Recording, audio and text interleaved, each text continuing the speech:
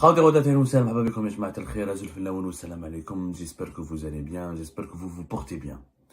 Des révélations extrêmement graves, des nouvelles révélations extrêmement graves viennent d'être publiées par un média français de grande envergure sur l'affaire MLDZ et sur l'implication d'agents attitrés du renseignement algérien ou des agents consulaires ou des agents qui avaient la couverture diplomatique algérienne sur le territoire français.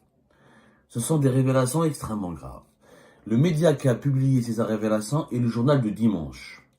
Très connu, le journal de Dimanche, on peut lui reprocher ces derniers temps une ligne un petit peu anti-algérienne, très dure, puisqu'il a rejoint le groupe de Vincent Bolloré, qui a c'est le même groupe, il y a CNews, c'est le même groupe où il y a Europe 1.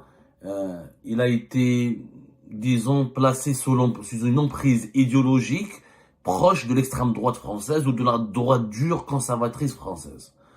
Quoi qu'il en soit, en dépit de cette ligne éditoriale certes contestée, certes controversée, il reste un grand média français qui existe depuis 1948, qui est un hebdomadaire français. Il s'appelle le Journal du Dimanche parce qu'il sortait uniquement le dimanche. C'était depuis 2021, il a intégré le groupe Bolloré. Encore une fois, il a une grande histoire depuis 1948.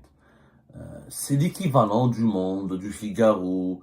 C'est vraiment pas n'importe quoi. C'est vraiment un journal hebdomadaire extrêmement connu et influent en France. Même s'il a connu au cours de son histoire pas mal de déboires et de crises financières, etc. Depuis sa reprise par le groupe Bolloré, il dispose de beaucoup de moyens et le journal du dimanche revient très en force. Le journal du dimanche a publié une enquête. Moi, je ne m'y attendais pas du tout. Extrêmement précise. Enquête Paris, terrain de chasse des barbouzes algériens. Enquête Paris, terrain de chasse des barbouzes algériens. Elle est réservée aux versions abonnées. Donc, pour le moment, comme il faut être un abonné au journal de dimanche pour pouvoir la lire,